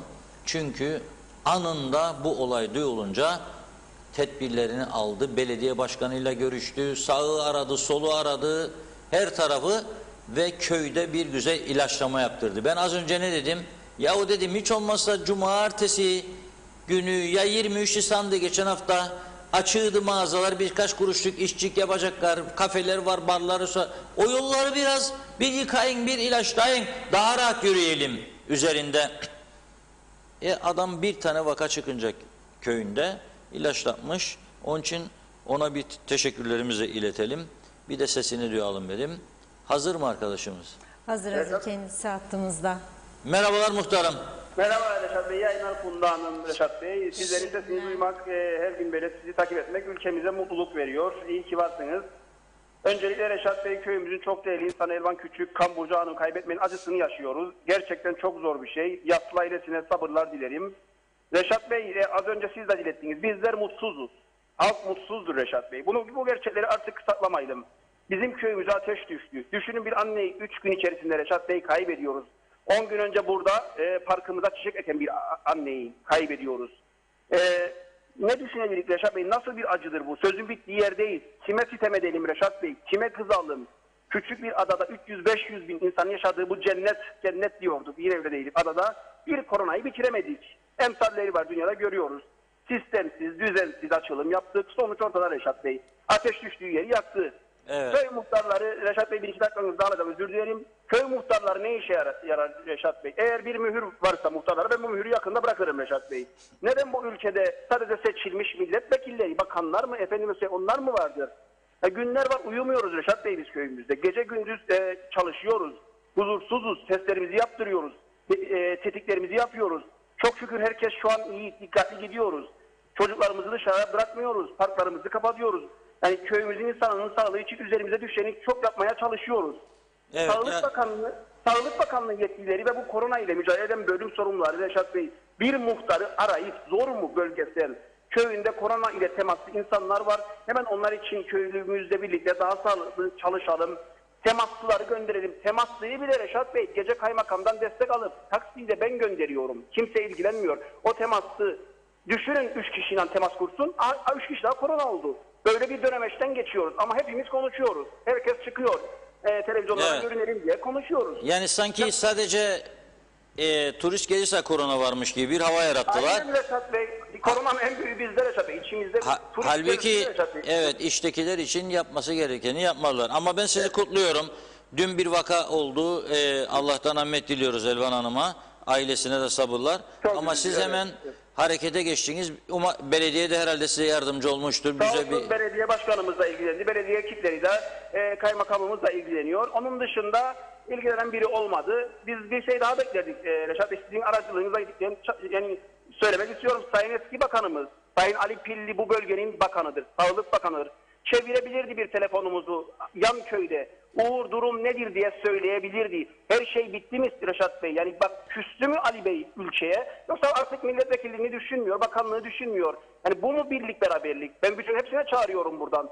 Bu kadar ölüm var Reşat Bey. Vaka olacak tabii. Temas olacak doğrudur. Ölüm var be Reşat Bey. Özür dilerim. Artık yani kendimize gelelim. Nedir bu siyaset? Nedir bu hırs? Nedir bu makamlar? Vazgeçelim artık. Halkımız gerçekten çok mutsuzdur. Biz köyümüzde insanları mutlu etmek için kendimizi siper ettik Reşat Bey. Allah korusun bizler de içeri gidebiliriz. Bugün varız yarın yokuz. Ama gerçekten sizler günler var çağrı yaptınız. Aylar var Reşat Bey söylüyorsunuz. Az olsa Reşat Akar'ı dinlesinler. Komiteler kurulsun. Bölgesel komiteler. Tabii ki belediye uğraşıyor. Sağ olsun uğraşıyor ama nereye kadar? Yani gerçekten dertliyiz Reşat Bey. İnşallah yetkililer duyar da bu bütün ülkeye çünkü çok azdır. Yani çok basittir 300 bin insana hizmet etmek 500 bin. Edemiyoruz Reşat Bey. Başaramıyoruz. Öyle geliyor bana artık. Evet. Bilmiyorum. Çok teşekkür ederim muhtarım. Kolay gelsin. Konuşmaya devam edeceğiz. Siz de göreve devam edeceksiniz. Sakın bırakma yok. Pes etme yok. Devam. Hizmet zaten sizin karakterinizde var. Halk da sizi seviyor. Yok pes etmeyiz Reşat Bey ama istiyoruz ki birlik, beraberlik, renk, siyaset artık bu dönemde bir sene var çağrı yapıyoruz. Çekelim bir kenara. Çizelim üstünü. Hep birlikte çalışalım. Bu koronayı yenelim. Sonra da herkes tarafına geçsin. Evet. Çok teşekkür ediyoruz. Sağ olun. Kendinize iyi bakın. Selamlar. Sağ olun Reşat Bey. Görüşmek üzere. Sağ olun. Evet. Son mesajları son alalım. aktarayım mesajları. Daha yavaş yavaş noktayı koyalım. Ama Necdet Maligöz'ün... Yoksa bir şarkı da ben söyleyeceğim. Bu defa herkes yani böyle 8. ayda kadar da başlayacak doğurmaya. O zaman olmayacak yani. Benim sesimi duyunca imkanı yok. Yani ama biraz eğitim alınsa söyleyebilirsiniz belki. Biraz böyle prova falan. Vallahi şimdi patlıyor orada. Böyle hani eskiden ne yaparlardı? Sesini denemek isteyenler, güzel şarkı söylemek isteyenler hamama gidermiş. Orada sesler çok yankılı çıkıyor. Kendi ve inandırırmış kendini sesi güzeldir diye. Ne zaman hamamdan dışarı çıkıyor da söylüyor. Herkes buna git diyormuş. Onun için ben de öyle bir buharlı odada söyleyebilirim. Bir de şey olabilir. Maskeyi takınca ses değişir otomatikman. O da olabilir. Bir gün deneyelim bunu. Süpersiniz. Hemen aktarayım hızlıca mesajları. Münise Sütçüoğulları 1 Mayıs günü acaba açık olacak mı kafeler diye soruyor. Steve Nidayperi, Reşat Bey teselliyi bir tarafa bırak. Buyur gel birer tane rakıcık içelim demiş. Dinçer Gülsev, Allah size uzun ömürler versin Reşat Bey. Şarkı güzeldi diyor. Aşkın Güneydeniz'de çok yaşayın, çok güldüm demiş. Havva Karabu, İyi yayınlar. Allah hepimizin yardımcısı olsun. Hele turizmde çalışanlara diyor. Hamza Parlak 1500 liraları yazdı. Hala ödenmedi. Aşılar korumuyor. Koruyorsa neden maske PCR istiyorsunuz demiş. Ve 2021 turizm sezonu bitmiştir. Allah rahmet eylesin diyor. Nihat Aras, Reşat Bey ben aşılara pek güvenmiyorum. Aşı olmak istemiyorum. Eğer olmazsam giriş çıkışlarda engel olur mu diye sormuş. Hasan Nihat Erduran, ulaşım olmazsa hayat olmaz. Birleşmiş Milletler, Avrupa Birliği utansın diyor. Hamza Parlak, amaç ülkelerin ekonomisini çökertmek, insanlık derin uykuda, sağlıkçılar en ön safta eyleme katılıyorsa bu ülkede virüs yok demektir demiş. Dinçer Gülsev, örnek veriyorum, Turizm Bakanı'nın açıklamaları doğrultusunda bir bara veya meyhaneye giderseniz orada değişik insanlar tanırsınız ve konuşursunuz. Biz ne yapıyoruz? Oturduk bekliyoruz bizi tanıyın diye, ama kimseyle konuşmuyoruz. Bizim tek bir arkadaşımız var, sürekli ondan para istiyoruz. Onun da cebinde varsa bize harçlık veriyor. Parayla arkadaşlık olmaz, bu bencillik olur, ancak çıkar ilişkisi olur demiş. Hasan Nihat Erduran, maaş da alır 240 muhtar, hadi nüfusumuzu söyleyin bari demiş. Hamza Parlak, bu ülkeyi sözde bilim kurulu yönetiyor, ekonomiden anlamayan bir avuç insan yazmış. Mehmet İnancı, Reşat Bey, size hiç kimse milliyetçilik ya da halkçılık dersi veremez, milli çıkarları savunuyor, halkımıza iyi bir yaşam için çalışıyorsunuz, alkışlıyoruz, halkın ezici çoğunluğu yanınızda demiş. Erdinç Tayman, olmayan bir virüsü abarta dedi. Bu durumlara geldik. Bir hastalık var ama Kuzey Kıbrıs'ta bu hastalık ölümcül bir hastalık olmadığını ne zaman anlayacaksınız? Her nezle, grip olan hastaneye alınırsa işte kaçınılmaz bu duruma düşersiniz. Geçmiş olsun diyor. Abdullah Abdülaziz de yazdı. Allah şükür Reşat Bey. Bugün enerjin yüksek demek istedi bence. Özkan Teksu, Doğu Akdeniz Üniversitesi açılmadı. Biz 14 aydır işsiz, bir kuruş geçmiyor elimize diyor. Saadet Azak, iyi yayınlar Reşat Bey. Bu hükümet için Orhan Gencebay'dan yazıklar olsun parçasını da söyleyeyim. Bir turizmci olarak benden gelsin demiş. Evet, böylelikle mesajların sonuna geldim ama öncesinden dün söz vermişiz. Necdet Mavigözlü yazmıştı korona şarkısını bugün çalacağız diye, hatırlattı mesajı aklımda. Korona şarkısıyla veda edelim, olur mu? Evet, korona şarkısıyla veda edelim. Ederken de bir haber vardır. Bugün Diyalog farkı, tabii bu Diyalog gazetesinde. Meğer bizim Kıbrıs'taki tüm din adamları bir araya gelmişler ve buradan Cenevre'ye dualarını göndermişler. Okumuşlar, üfürmüşler, göndermişler. İnşallah olumlu bir sonuç alınır diye. Onun da Diyalog Gazetesi'nin 1. sayfası ekrana gelirse orada göreceksiniz, bugün duacı olacaklar diye. Kıbrıs'taki dini liderler kim?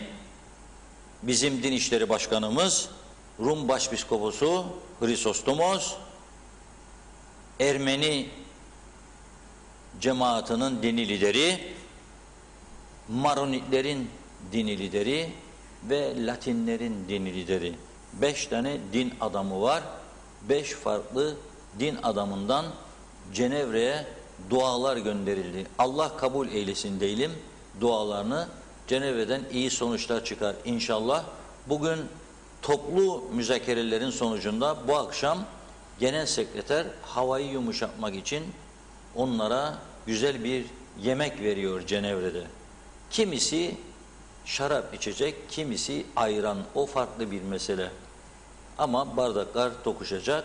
Belki orada hava normale döner.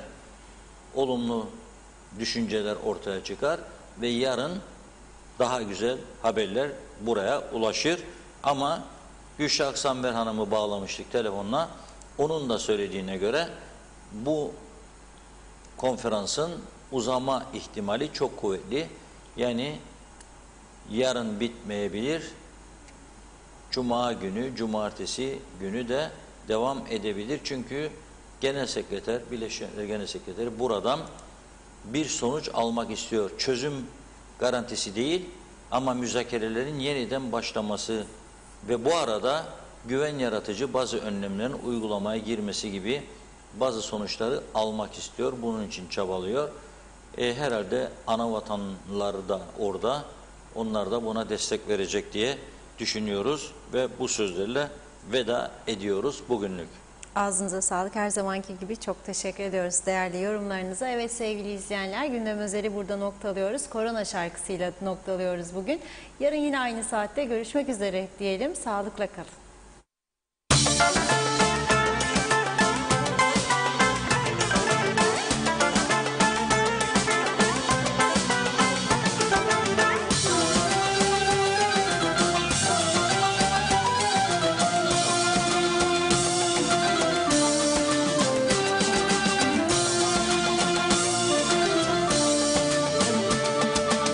Öyle bir geldin ki dünyayı temizledin, öyle bir geldin ki dünyayı temizledin. Ne uçak kaldı ne tren, ne vapur kaldı ne kamyon, sen neymişsin be korona. Of, dünyayı soktun komaya. Sen neymişsin be korona, dünyayı soktun komaya. Zengin fakir ölüm korkusunda milyonları geçti pozitif vaka. Sen neymişsin be korona, yastık altında kalmadı para.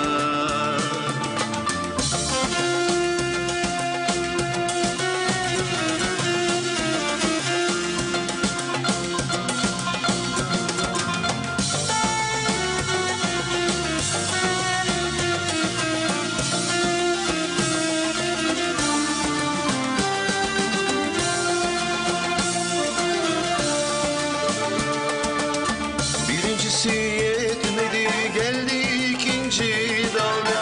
Milyonları buldu, attı pozitif vaka. Dünyayı soktun derin bir komaya, herkes ölüm korkusunda.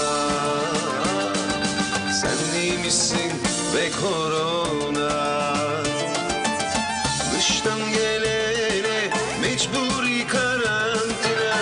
İşin kolayını buldular yasaklarla. Kepenkler indi çarşı pazarda, yastık altında kalmadı para. Sen neymişsin be korona, sen neymişsin be korona, dünyayı soktun komaya.